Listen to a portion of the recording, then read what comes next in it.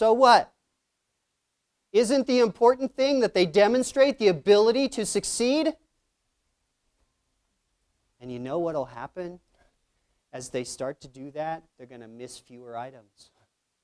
Because they're going to focus on their success and what they can do instead of their failures and what they can't do. They're going to gain confidence and respect for themselves. And we build that incrementally. Just the number system I'm throwing out, some of your administrators will say, no, you can't do that, okay? Have them call me. I'll try to convince them otherwise. But the point is, you can help students build in little increments on what they can do. Sometimes it's just too hard. They say, oh, I've never been good at school. I've never been good at this, and I just can't. Well, can they get a +1? And then another +1, and another +1, and keep getting opportunities to add on? You bet they can! And as they accumulate those points, they're going to get excited about it. And they're going to stop focusing on what they cannot do. This is how you build self-respect. Now, this is not the only way. But if you want a concrete way to do it, here's one. All right? And again, you email me with your circumstances, and I will help you find something. Almost no one ever takes me up on that, so I have time. Contact me. All right? So, as you may have guessed, the second important word today is success. If you want to build character in young people, you must change your perspective about what it is you're trying to do. You must help the students change their perspective about what they're capable of doing, and you must present them with opportunities to succeed. And success breeds success. There are reasons I'm not an art teacher. I'm really bad. All right? There are reasons I'm not on American Idol. All right? But I'm here instead. I found something I can do. And each of you has found something you can do. And that's what we do in life. We find what we're good at, and we succeed, and we keep going, and we get better and better and better. Provide something like that for your students that they can succeed at. And you can show them to do it in your classroom. You see, the classroom is the ideal place to build self-respect, isn't it? Because you have control over the opportunities that your students receive. This is just a point. I don't have time to go through the details of discipline and responsibility, but you do it the same way. There are other skills, and you just focus on that. Build incrementally. You know, it's sort of like, don't have students. I'll give you an example of discipline. Had a student in one of my teacher's classes who just had a really hard time keeping his hands to himself. And so he would tap the person in front of him. Well, after trying all kinds of things, I talked to the teacher about, okay, well, let's say we've had multiple conversations. We don't want to suspend a kid because he keeps tapping the person in front of him, but that's what it might ultimately turn into. We don't want that. So let's say, you know what, today, I want you to try to keep from tapping the person in front of you for 5 minutes. 5 minutes. And you know what? Now he says, it's something I can control. It's something I can focus on. And he does it. And you don't punish him for not doing it. Maybe you move him after 5 minutes so he doesn't tap the other person. But you give him the opportunity to succeed. And then you add more time to it. And you add more time to it. It's increments. Right?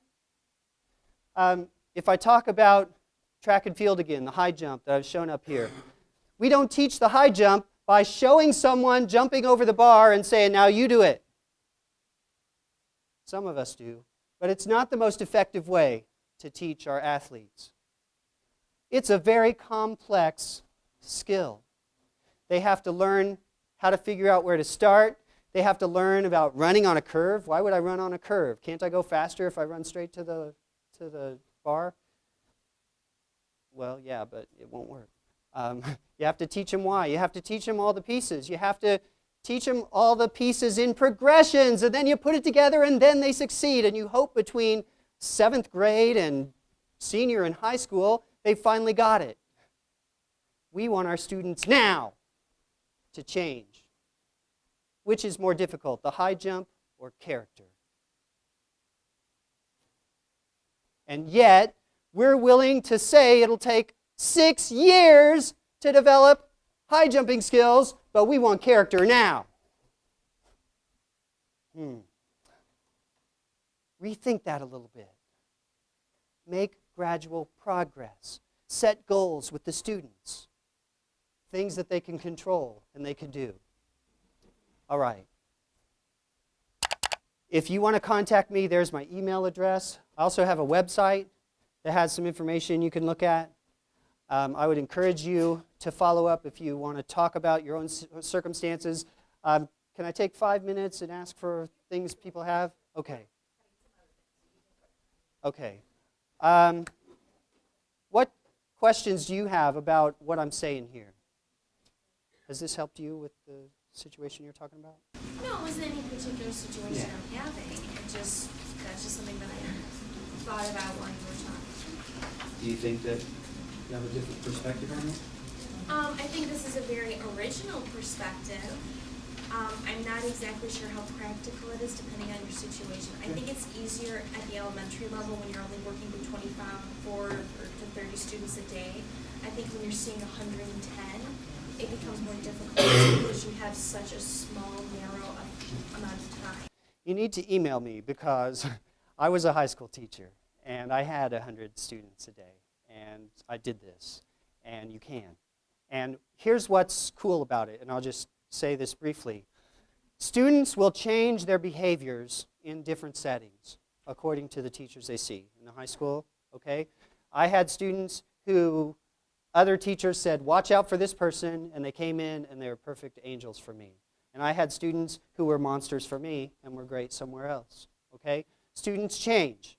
But I can tell you that when I did some of this stuff, and I have some classroom management techniques to affect that stuff too, but when students came to me, generally, they started to build respect, they started to build discipline, and they started to build responsibility. And the fact was, it started to extend to other areas. I wasn't going to tell this story, and I'll get to your question, but I'm going to tell this story since you said I can have a few more minutes.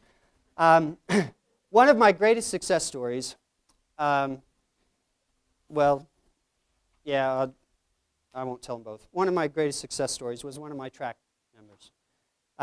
This was a guy who was in my sophomore English class. Track starts in the spring, so I had him all through the fall. And he was big and he was strong, and I wanted him to come out and throw the shot put and the discus. And so I was working on him. And I was saying, come on, I want you to come out for track. I want you to come out for track. He said, I don't really want to do that. I hate to run. And I know you're going to make me run. I said, yeah, I got to be honest, you're going to have to run, but not as much as some of the other people. It'll be something you can handle. I'm reasonable about it. And he's, I don't know. I'm not good at this kind of stuff. And I just kept working on him.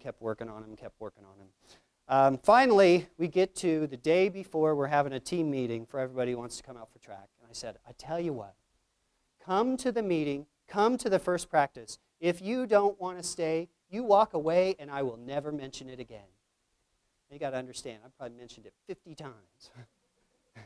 So I knew he'd say okay. So he said, okay, I'll come and maybe I'll get you off my back. So he came, but he stayed. I knew he would because we had a lot of fun in track. But one of the things that I noticed after he got there was he started working really hard.